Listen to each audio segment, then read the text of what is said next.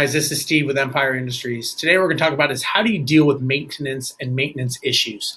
First thing you want to do is you want to make sure you set the proper baseline and set the proper expectations. You want to set the proper expectations with the owner, and you want to set the proper expectations with the tenant, and also proper expectations with the vendors. So there's three people you need to set expectations with. And trust me, doing this on the front end is going to save you a lot of headache and stress on the back end. So one of the things you want to do is you want to first of all, set the definition of what is a cosmetic repair and what is something that needs to be fixed that maybe is unsuitable or unsafe. So you want to talk about that with the owner, you want to talk about with the tenant. So you're very clear as to when it is a cosmetic repair, who would be responsible. So for example, a tenant calls and it's something that is not life-threatening, it's not major, and they want something fixed. Well, maybe the policy is okay, we can ask the owner has the right to deny it, but if, Mr. Tenant, if you want to pay for it, we can set that up and you can go ahead and front the money and you can pay for that.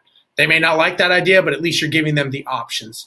Next thing you want to do is you want to define what is and what is not considered an emergency.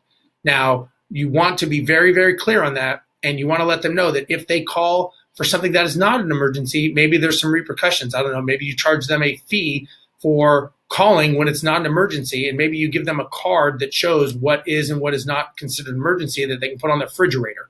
Again, just something to make sure that you can identify that and you have that expectation.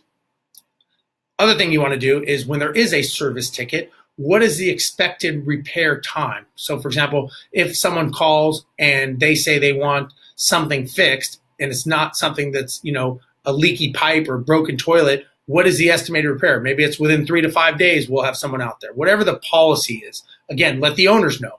This is what we're going to do. We're going to get something fixed. If it's not an emergency, it'll be within 3 to 5 days. If it's necessary, maybe it's within 1 to 3 days. If it's an emergency, we'll have it handled that afternoon. Again, make sure you set the expectations. Then talk to the vendors. Make sure all your vendors know when you do your onboarding meeting with vendors, make sure you let them know, listen, we need to have this handled within X days. If it's regular, if it's a cosmetic, it's a certain amount of days. And if it's an emergency, it's a certain amount of hours.